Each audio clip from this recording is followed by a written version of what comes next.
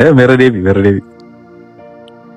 Ergaa kana namoota TikTok kanarratti live galuudhaan Telegram irratti group uumuudhaan WhatsApp irratti email irratti Facebook irratti page garaagaraa banuudhaan amantii keenya bakka buutanii amantii warra biraa wajjin nu falmitanii fan ergaa isinii qaba warri kaan keessan immoo share gochuudhaan biraan nagaa yeroo baay'ee poostara hojjechiistu poostara keessan immoo Yesuus eenyudha Yesuus gooftaadha moo gooftaa miti Yesuus akkas moo akkas miti galgala kana nu eegaa jettu sa'aatii isaa murteeffattu sana booda namni live sana bakka buutanii nu falmitu jedheetu taa'ee sin hordofa ani yeroo lama yeroo sadi waan akkasii kana taa'ee hordofeera taa'ee ilaalee daqiiqaa lama daqiiqaa sadi erga ilaalee booddee haala keessan gaafa ilaalu waa biraa keessa lixu booddee sinitoo jalqabdu isaan warri si wajjin diibeet godhanii itti qophaa'aniitu waan dubbatan beekaniitu isuma immoo beekan sana immoo akkaataa ittiin dubbatan isaa barataniitu eessa akka sin gaafachuu qaban akkamitti immoo sin burjaajessuu akka qaban sirriitti itti qophaa'anii dhufu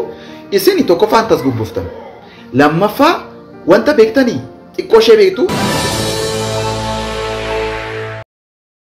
Oduu angafutaatiin eegala waldaan kiristaanaa masarata Kiristoos biyyoottan kanneen akka Keeniyaa, Taanzaaniyaa fi Yuugaandaa tokkummaa waldootaan kiristaanaa Monaneet waliin wangeela kana biyyoottan Afrikaa kan biroo waliin labsuudhaaf tokkummaadhaan hojjechuudhaaf walii galteerra ga'anii jiraachuun ibsamee jira. Bal'ina odeessa kana qopheeffannee jira kan isin biraan geenyu ta'a. Odeessa keenya kan biraatiin ammoo odeessa haaraa tibbana ba'een biyyoottan kanneen akka Giriikii, Xaaliyaanii, Noorweey, Chaayinaa dabalatee balaa lolaa hamaadhaan rukutamuu irratti akka argaman ibsamee jira. Bal'ina odeessa kanaa qabannee jirra kan isin biraan geenyu ta'a. Odeessa keenya kan biraatiin ammoo Saudi Arabiyaan lammiilee Itoophiyaa daangaa biyyattii qaxxaamuruu jaalan ajjeesu TRW beeksiseetiin jira. Egaa kana malees Saudi Arabiyaan himata ajjechaa lammiilee Itoophiyaa wal qabatee irratti dhiyaate haaluushii kan ibsame yoo ta'u mootummaan Itoophiyaa qorannoo taasisaa akka jirus ibsee jira. Bal'ina odeessa kanaa bal'inaan qopheeffannee jirra kan isin biraan geenyu ni ta'a. Hanga xumura odeessa keenyaatti turtiin keessan waliin haa ta'u. Nagaa fi araarri Kiristoos bakka jirtanitti hunduma keessaniif haa baay'atu akkam jirtu daawwattoota Kiristiyaan Miidiyaa. Odeessa wayitawaa yeroo kanaaf siniif qindeeffannee isin biraan ga'uuf qabannee dhiyaanneerra hamma xumura qophii keenyaatti wajjin turaan affeerraa keenya. Yeroo jalqabaaf gara chaanaalii sagalee Kiristiyaanota maraatee Kiristiyaan Miidiyaatti kan dhuftan subscribe gochuudhaan mallattoo beelii sana fuulduratti isinii ba'ullee haala tokko gadi tuquun ol kan jettu irra kaawwachuudhaan maatiiwwan keenyatti dabalama. Like share gochuudhaanis immoo yaada keessan immoo koomentii irratti nu qooduudhaan odeeffannoowwan kiristiyaanummaa wayita gadhiifaman akka isin qaban gochuu hin dagatinaa isinin jenna.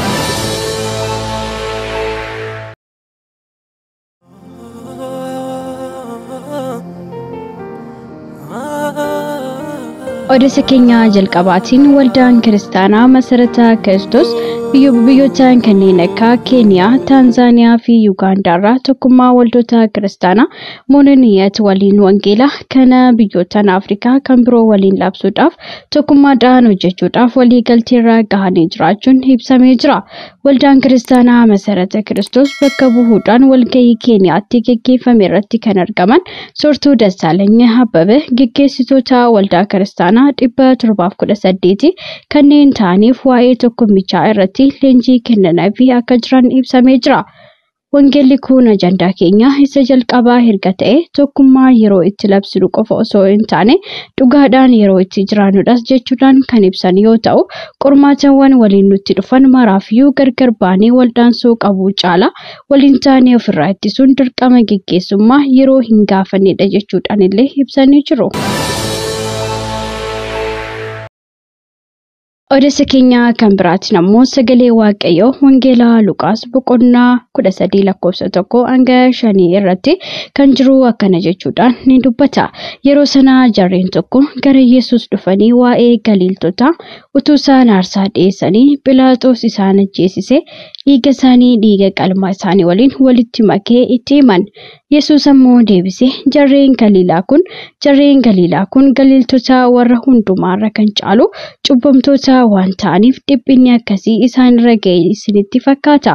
Waa'uu ani isinitti nan hima, hundumti keessan yoo yaada garaa keessanii geeddarachuu baattan akkuma kanaatti hin dhumtu. Yookaas jarreen 18 bishaan Silo'een bukkeetti masaraan dhagaa ol dheeraan jigee isaan fixe sun saba Yerusaalem jiraatan hundumaa irra caala kan yakkan isinitti fakkaatare. Waa'oo ani isinitti nan hima, hundumti keessan yaada garaa keessanii geeddarachuu yoo baattan akkuma kanatti hin dhumtu isaaniin jedhe. Egaa akkuma sagalee Waaqayyoo jedheyyuu dhugaadha. Nuti isaanirraa kan wayyiin taane yoo of ilaalle gowwoomneerra jechuudha. Badiisichi yeroo akkamii akka nutti dhufu waan hin beekneef nuti cubbuu hin hojjenne jennee of gowwoomsuu caala. Osoo yeroo qabnu qalbii jijjiirrannee gara Kiristoositti deebi'uun ogummaa guddaadha. Jibbana biyya Ameerikaa keessatti taatee mudate taatee baay'ee nama naasisuu fi nama gaddisiisus ta'ee hanga har'aatti mudate kan hin beekne ta'uunsaa ibsamee jira. Taateen kun beekumsa dhala namaatiin to'atamuu kan hin dandeenye fi ariifatees waan hedduu kan balleessedhas jedhamee jira. Biyyoottan addunyaa kana irra jiranis naasuu guddaa kan itti uumee fi dhimma fala wallaalchise akka ta'ellee ibsameera. Egaa kana malees Giriikii fi Xaaliyaanii, Noorweey, Chaayinaa dabalatee balaa lolaa hamaadhaan rukutamuu irratti argamu. Kanaadatti faalamni qilleensaa hamaan kan mudates yoo ta'u, qilleensicha haguugamtee akka jirtullee ibsamee jira.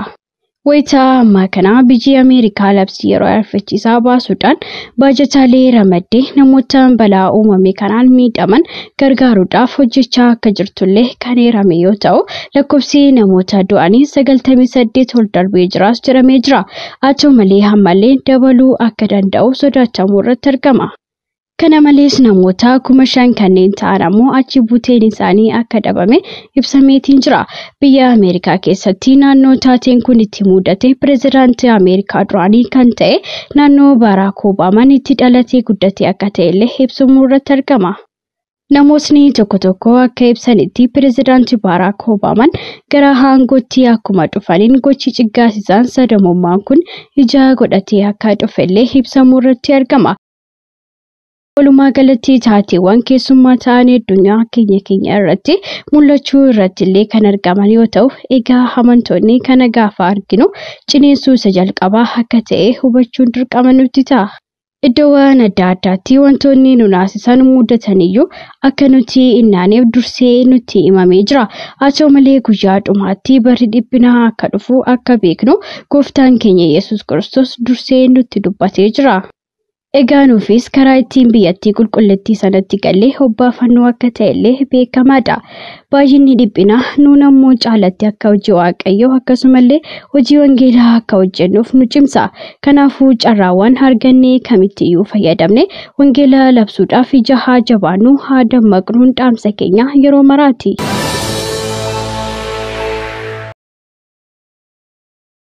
Oduu keenya kan biraatiin ammoo Saudi Arabiyaa lammiilee Itoophiyaa daangaa biyyattii qaxxaamuruuf yaalan ajjeesu HRW beeksiseetiin jira.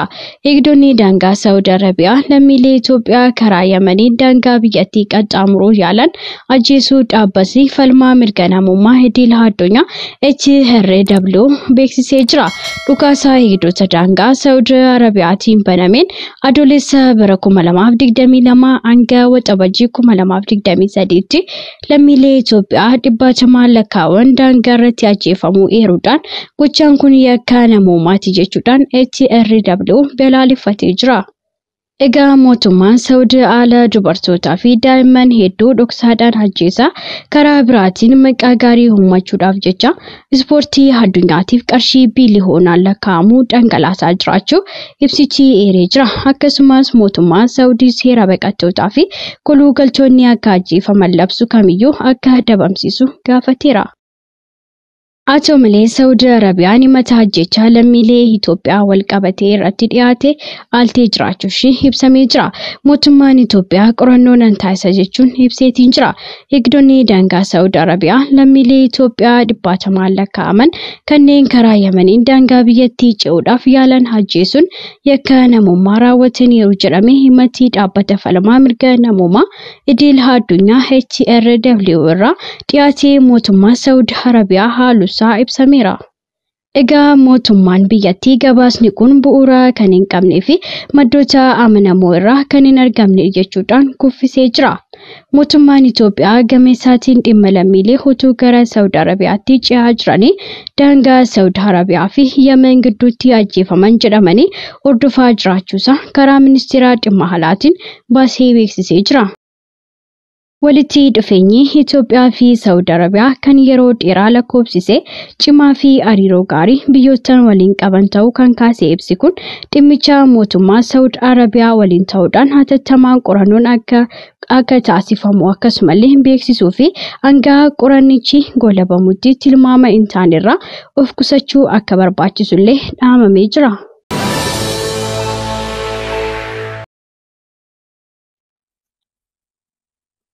Merah Devi. Ergaa kana namoota TikTok kanarratti live galuudhaan, Telegram irratti group uumuudhaan, WhatsApp irratti, Imo irratti, Facebook irratti page garaagaraa banuudhaan amantii keenya bakka buutanii amantii warra biraa wajjin nu falmitanii fan ergaa isinii qaba. Warri kaan keessan immoo share gochuudhaan biraan nagaa. Yeroo baay'ee poostara hojjechiistu, poostara keessan immoo Yesuus eenyudha? Yesuus gooftaadha moo gooftaa miti? Yesuus akkas moo akkas miti? Galgala kana nu eegaa jettu sa'aatii isaa murteeffattu sana booda namni live sana bakka buutanii nu falmitu jedheetu taa'ee sin hordofa. Ani yeroo lama yeroo sadi waan akkasii kana taa'ee hordofeera. Taa'ee ilaalee daqiiqaa 2 daqiiqaa 3 erga ilaalee booddee haala keessan gaafa ilaalu waa biraa keessa lixu booddee sinitto jalqabdu isaan warri si wajjin hin diibeet godhanii itti qophaa'aniitu waan dubbatan beekaniitu isuma immoo beekan sana immoo akkaataa ittiin dubbatan isaa barataniitu eessa akkas hin gaafachuu qaban. Akkamitti immoo sin burjaajessuu akka qaban sirriitti itti qophaa'anii dhufu isin tokkoffaan tasgabbooftan. Lammaffaa wanta beektanii xiqqoo ishee beektu xiqsii 2 xiqsii 3 beekuu jechuun macaafa guutummaa beekuu jechuu miti. Isuma beektan sana immoo isheenuma xiqqoo ishee beektan sana akkaataa ittiin dubbattan hin beektan. Sana booda walakkaa ittiin burjaajoftu qaanoftaniitu live san keessaa yeroo baatan argeera. Inni biraa engadda tokko maalan argaa inni isaan falmu macaafa qulqulluu keessa irraa akkas jedha waan akkasii siifan dubbisa jedhee dubbisaa fi sana booda macaafa keenya irra waan akkasiin jira moo jedheetu irra deebi'ee san gaafata. Baay'ee nama gaddisiisa. Baay'ee jalqaba dubbachuu keessaniin dura waan dubbattan beekaa ta'aa baradhaa. Bakka nu buutanii dhaqxanii hin falminaa. Dhumni keessan akkuma wanta engadda uumame kana taatu hin deemtu jechuudha. Sana booda ekeleen deemera kan jedhu namoota baay'ee burjaajessaa jirtu. Hin beektan taanaan ta'aatii baradhaa. Hin beektan taanaan. Xiqsii beekta xiqsii 2 xiqsii 3 beekuu jechuun macaafa guutummaa beekuu miti waan ta'eefu ta'aa namoota sin caccaalan irra ta'aa jalqaba baradhaa. Namoonni tiyoolojiyaan sin jiru namoonni dubbachuu danda'an. Namoonni isuma falmaniif san irree sirriitti beekan jiru. Isaan dhaqanii haa dubbatanii haa falman. Wantichi koo dhugaa ba'aa jirtu osoo hin taane macaafan wal falmaa jirtu. Dhugaa irratti wal falma taanaan waan ittiin falmu san diippilii beekuu danda'u qabdu. Sirriitti gadi fageenyaan qoffortanii beekuu kan danda'u qabdu. Garuu amma wanti godhamaa jiru qaanoftanii keessaa baatu sana booda arrabni isaan arrabsan dubbiin isaan dubbata waan biraadha. Nu qaanessaa jirtu.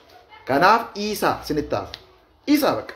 Namummaa si fayyadde nagarre amma lubbuudhuma isaan keessaa sin gooftaa fudhachiistanii nagarre waan ta'eef Iisaa maaf hojii rakkattu. Ofiidha maaliif karaa badiisa irra deemtu sin? Maaliif dukkana keessa lixxu? Ofiidha karaa irra baddaniitu immoo namoota baay'ee fudhatanii lixxu. Kanaaf adabadhaa ta'a. Namoota sin caccaalan irraa baradhaa. Laayivii hin galinaa. Jalqaba dubbachuun dura hubachuutu caala waan ta'eef. Akkas godhaatii sana booda waan dubbattan beekaa. Gaaffii immoo gaafadha namoota sin bukkee jiranii. Namoonni gurguddaan ani bebbeeku jiru. Namoonni gurguddaan dubbachuu danda'an yoo dubbatan irraa bareedu. Isaan yeroo dubbatan akkatti irraa bareedu bakka. Nan beekama namootuma laayivii galanii amantiin masan keessaa dhufanii namoonni yeroo diibeet godhanan argaa. Mo'atanii ba'u sirriitti wanti isaa dhugaa baay'isa miti. Dhugaarratti nabira dhugaa jira sibira dhugaa jira isarratti wal falmuudha waan ta'eef isa falmisa fageessitanii beekuu danda'u qabdu jechuudha.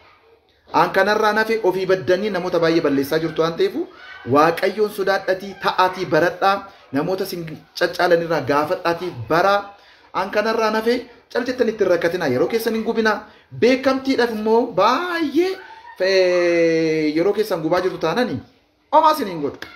Beekamtiin beekumsa malee dhufu badiisa. Warra kaan fudhattanii badaa jirtu waan ta'eef nuunis maqaa keenya hin balleessinaa waanuma xiqqoo qabanne jettanii dhattanii falmii geggeessina. Adabadhaatii ta'a. Waaqayyoon sodaadhaati.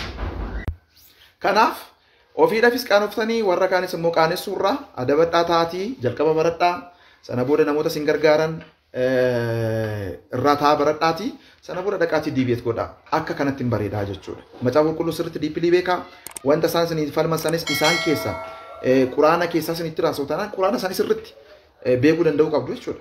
Kanaaf diibeetii erga ta'e akka kanatti bareeda. Dhaqxanii ofii dhaqaanoftanii warra kaan isin qaanessinaasin. Gooftaa sodaadhatii adabadhaa ta'a. Guruuppii warrumtan guruuppii keessa warra kaaniifis ergaan inni qabu laayivii isaan irra teessanii inni ilaalina lammata. Inni ilaalina waan tokko isin fayyadu. Waanuma tokko wanta isaan buusan hin argine. Ofiif dhaqan malee wanta fidan hin jiru. Kanaaf cal jettanii keessa dhattanii dhugaa ba'uu barbaadu taananii dhugaatti ba'aatii ba'a. Diibeet hin godhina wajjin. Kanaaf dhugaa sin keessa jiru ishee xiqqoo sana guddisuu barbaada. Jalqaba sammuu keessan kana bal'isaa sirriitti baradhaa ta'ati. Achi dubbachuun isinirraa bareedaa jechuudha. Warra immoo teessanii ilaaltan kana booda Isa warra akkasii kana yeroo isaan poostar hojjechiifatanii akkasiidha waan akkasii goona galgala kana qabna gaafa isiniin jedhan jara galaatii dhiisii siyyuu karaa badiisa irra si'oof waan ta'eef dhiisii jedhaaniiti itti hima. Konfideensii horattan immoo dhaqa rakkina hin qabu. Konfideensii qabdu taanaan dubbachuudhaaf sirriitti hin dandeessu taanaan wanta isaan isin gaafatan san amma isaan istiich godhee deebisa laalaa jiru kana viidiyoo kana seentanii ilaaluu dandeessu. Namni isa gaafatu kuni Macaafa qulqulluu keessatti Waaqayyo Yesuus waaqa qabamu waaqa hin qabu jedhee gaafata. Inni kan keenyaa achirra taa'etu irra deebimeedha. Bitaatti galeera. Kanaaf jalqaba akkaataatti isin gaafata sana beekuudha. Baay'ee goobaziidha. Akkas gochuun keessanis koo gaariidha. Naa gale. Garuu quuqama qabdu taanaan jalqaba sirriitti dubbisaa. Jarri karaa isaaniitti isinitti dhufan sirriitti beekaayi. Ayyaanni isiniif haa baay'atu. Karadhaa sirriitti yeroo diibeet gootan immoo sirriitti karadhaayi. Wanti kun hojii hafuuraa waan ta'eef. Hojii foonii miti kan hojjetamu waan ta'eef sirriitti karadhaa dhaqaa. Waaqayyo ayyaana isaa isiniif haa baay'isu. Warri hin beekne immoo adabadhaa ta'a. Ergaa kana sheer naa godhaa biraan naa gahaa ulfaadhaa. Waggoota dheeraadhaaf kiristaanonni miidiyaalee ittiin sagalee isaanii ibsatan dhabuun rakkataa turaniiru. Bari'uun waan hin oolleef maarree kunoo Kiristiyaan miidiyaa sagalee nuuf ta'aa jira. Kanaaf miidiyaa haqaa odeeffannoo dhugaadhaaf wayitaawaa yuutuubii Kiristaan miidiyaa subscribe like share godhaa. warra sagalee dhabaniif sagalee ni taana. Yesuus fayyisaadha.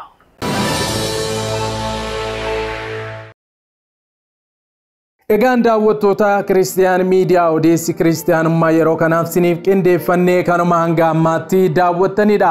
Waan daawwattaniif ulfaadha. Sa'aatota muraasaa booddee odeeffannoo kiristiyaanummaa haaraa qabannee amma siniif dhiyaannutti turtiin keessan turtii gaarii haa ta'u sinin jenna. Yeroo jalqabaaf qophii keenya walakkaatti gara chaanaalii keenyaatti kan dabalamtan subscribe gochuudhaan mallattoo beelii sana fuulduratti sinii ba'u haala tokko gadi tuquun akkasuma like share gochuudhaan koomentii irratti illee yaada keessan nu qooduudhaan guddina chaanaalii keenyaa keessatti ga'ee keessan ba'a. Karaa fuula weebsaayitii keenyaas odeeffannoowwan kiristiyaanummaa barreeffamaan argadhaa siniin jecha liinkii weebsaayitii keenyaa koomentii jalqabaarra sinii keenya isarrallee gadi tuquudhaan mallattoo sabskraayibii karaa harka keessan mirgaa moobaayila keessan xummura miil jalatti sinii dhufu gadi tuqaa. Waan hordoftaniif ulfaadhaa. Sa'aatota muraasaa booddee odeeffannoo haaraadhaan wal argina. Masitti nagaan tura.